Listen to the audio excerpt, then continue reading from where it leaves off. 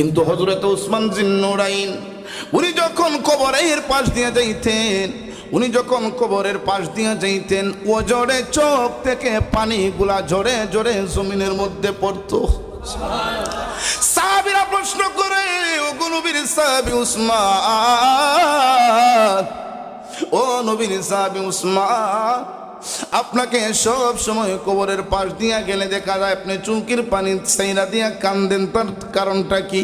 আপনি অন্য কোনো জায়গায় গেলে তো এইভাবে কান্দেন না, তার কারণ কি গো? হযরতে উসমান রাদিয়াল্লাহু তাআলা আনহু ডাক দিয়া কয়, ওরে নবীর সাহাবীরা, আমি উসমানকে রে কবরের পারে গেলে কান্দি তোমরা জানোনি? কবরের পারে গেল কেন কান্দি জানোনি? ওই কবরটা হলো রে আখিরাতের প্রথম মঞ্জিল, আখিরাতের প্রথম ঘাট হলো ওই কবর। ওই কবরের